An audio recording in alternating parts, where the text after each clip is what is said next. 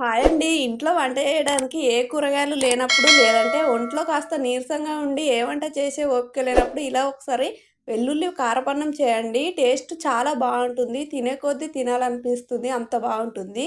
ఈ వెల్లుల్లి కారపన్నం చేయడం కోసం మిగిలిపోయిన అన్నంతో అయినా చేసుకోవచ్చు. లేదంటే రైస్ అప్పటికప్పుడు వండుకొనైనా కాస్త చల్లారబెట్టుకొని చేసుకోవచ్చు.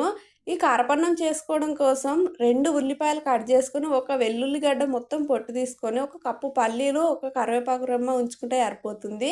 ఇప్పుడు పొట్టు తీసిన వెల్లుల్లిపాయల్లో కాస్త జీలకర్ర, సాల్ట్ వేసి ఇలా కచ్చా పచ్చాగా దంచుకోవాలి. ఈ కచ్చా పచ్చాగా దంచుకోవడం వల్ల తినేటప్పుడు మనకు టేస్ట్ బాగా తెలుస్తుంది.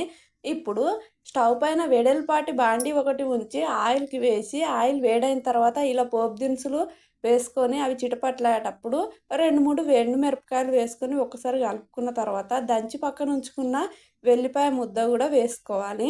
ఇలా వేసుకొని ఇది కాస్త వేగిన తర్వాత ఈ కప్పు పల్లీలు వేసుకోవాలండి. ఈ పల్లీలు వేసిన వెంబడే కరివేపాకు వేసి ఇవన్నీ ఒకసారి కలిసేలా కలుపుకోవాలి. పల్లీలు చిటపటలాడేటప్పుడు కాస్త పసుపు వేసుకొని మరొకసారి కలిపి కట్ చేసి పక్కనుంచుకున్న ఉల్లిపాయలు గూడా వేసుకోవాలి.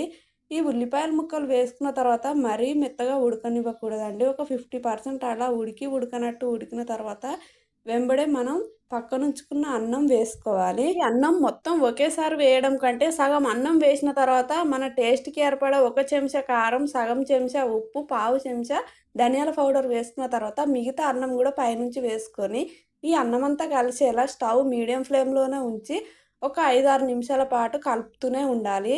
ఇలా ఏమాత్రం ఆపకుండా కలుపుకుంటే అన్నం టేస్ట్ బాగా తెలుస్తుంది. అడుగునున్న ఉల్లిపాయ ముక్కలు గూడా ఏమాత్రం మాడకుండా అన్నంలో కలిసిపోయి తినేటప్పుడు ఉల్లిపాయ ముక్కలు గూడా కరకరలాడుతూ చాలా బాగా టేస్ట్ తెలుస్తాయి. ఇలా మొత్తం అంతా కలుపుకున్న తర్వాత చివర్లో మనం టేస్ట్‌కి సరిపడా సాల్ట్ ఉందో లేదో ఇలా కొంచెం అన్నం తీసుకొని టేస్ట్ చేస్తే తెలుస్తుందండి. ఒకవేళ మనకు సాల్ట్ గనక తక్కువుంటే ఇంకాస్త వేసుకొని మరొక 2 నిమిషాల వరకు కలుపుకొని స్టవ్ ఆఫ్ చేసుకుంటే సరిపోతుందండి. ఎంతో రుచికరమైన అప్పటికప్పుడు చేసుకునే వెల్లుల్లి కారపన్నం రెడీ. ఈ వెల్లుల్లి ఘాటు మనకు తింటే చాలా బాగా తెలుస్తుందండి. ముఖ్యంగా ఇలాంటి వెల్లుల్లి కారపన్నం మనకేదైనా జలుబు చేసినప్పుడు చేసుకుంటే మాత్రం ఈ జలుబు ఇట్టే తగ్గిపోతుందండి. చాలా బాగా రిలీఫ్ అనిపిస్తుంది.